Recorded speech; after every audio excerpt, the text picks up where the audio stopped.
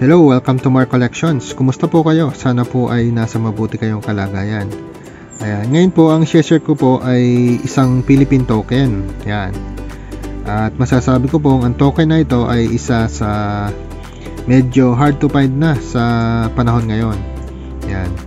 Kasi po ang token na ito ay ginamit sa Pilipinas noong early 1960s pa. Yan, kaya medyo matagal na din at hindi naman po karamihan yung ginawang ganito. Ayan. So ang token po na ito ay yung tinatawag na for beer token. Yan, or beer token po siya. Ito po ay ginamit sa Pilipinas, particularly in Angeles, Pampanga. Isa po sa establishment or club sa Angeles, Pampanga. Ito po ay ginagamit as payment in exchange for beer. Yan. So ito po ay 25 centavos. Meron din pong ibang denomination. Meron pong 10 centavos, merong 20 centavos, at meron ding 50 centavos. At ito pong ating token ay ito nga po yung 25 centavos. Yan. So, yung ganitong token, gawa po ito sa brass. May bigat po ito na 5.01 grams. Yan. Then, ang diameter po nito ay 23.84 mm. Halos kasing laki po ito nung 1 piso na BSP series. Meron po dito. Yan, halos magkasing laki po sila.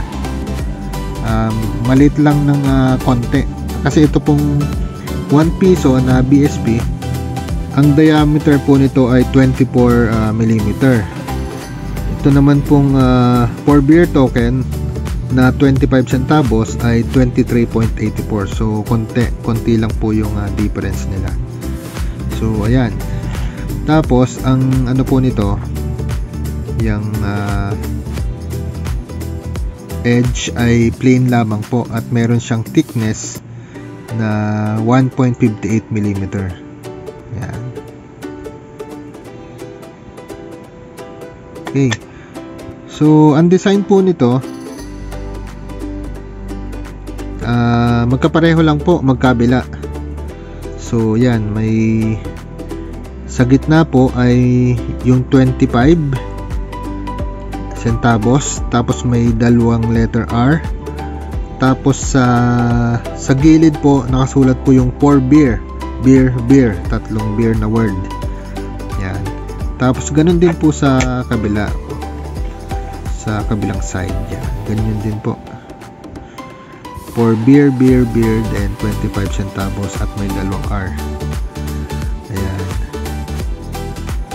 Ayan. So kung kayo po ay collector ng token, ay maganda po ito.